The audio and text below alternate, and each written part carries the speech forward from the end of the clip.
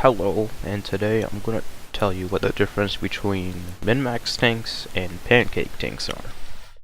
And this is my opinion, so if something seems wrong to you, then you're a fucking idiot. It's my opinion and I'm right. Well, anyway. So, the biggest difference between minmax tanks and pancakes is pancakes usually don't have a turret if they're done correctly, and they're not retarded pancakes, while minmax tanks do have a turret. Now, let me just clear things up. A min-max tank is a tank that has all three attributes that ACF says you're only allowed to have two of. So what that means is basically you can have all of mobility, all the armor, and all the firepower. And that's what is min-max about min-max tanks. That and the way min-max tanks are built is what makes them min-max. For example, the way this turret is done, there is no hole. There is sloped armor inside of the turret, even though it appears flat on the outside. The base is not actually a real base. If I remove this, you can see that the tank is still functional. And what else?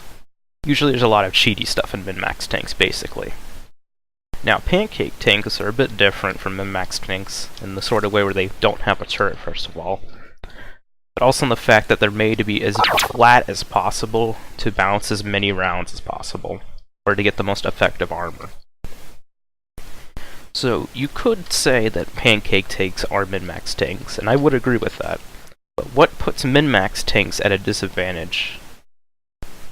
No, not min-max, pancake tanks at a disadvantage from min-max tanks is the fact that they don't have a turret at all. And this is not good because min-max tanks could spin their turret around so quickly you won't even see it. It's like a blink of an eye. While pancakes have to either turn around the entire tank, or they have to use loopholes to turn the tank, which is usually the case.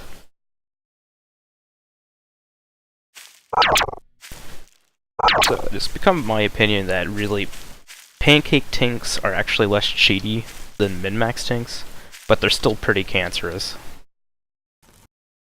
The reason for that is these tanks are made to be as bullshit as possible, both of them.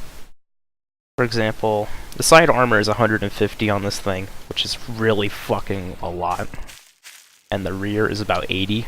Now the rear on this thing is about 60, plus the 60 sloped. Side on this thing, I have no fucking clue. Let me check. It's got 70 in this inside sloped, 100 out here, so 170. Maybe 175 or 180. Too lazy to pull out an armor checker. This has got 150 sloped on the front. If I go ahead and pull out an armor checker, I might as well. If I fucking find it. There it is. Alright.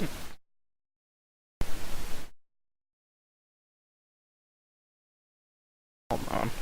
There we go.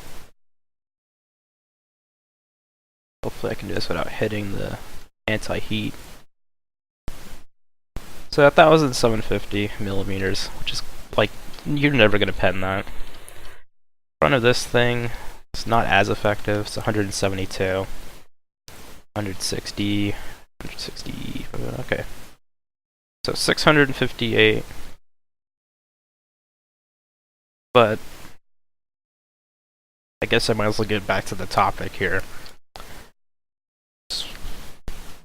Pancake tanks are at a disadvantage from min-max tanks, but they're pretty much the same in the sort of way where they use cheats and exploits or just try to get an advantage over other tanks. And min-max tanks are still min-max tanks, and pancake tanks, while they are pretty close to min-max tanks, are not min-max tanks, simply for the fact that they're stupid cancers bullshit. I would still classify them as a min-max tank. Most people wouldn't. I don't know, I'm just rambling. Also stretching out.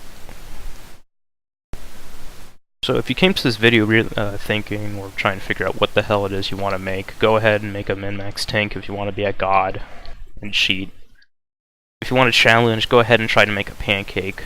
The real disadvantage of pancakes is really like firepower, mobility, and ammo. Because putting ammo in this thing is not easy. top of that, you have to put pretty small engines in, so what I did here is I just put 2 inlines. While min-max tanks, on the other hand, can hold lots of ammo. The server's really shit, by the way. There's some semi-automatic ammo for the coaxial. Here's some main ammo for the autoloader. And the total amount of ammo for this thing is 7 shots, so you really have to think about what tank you want to make. Although, if you want to kill a min-max tank, this is a good tank to do it with. Maybe because they're so low, they could shoot down at base plates and hit HE leaks, which usually most tanks have, but not all.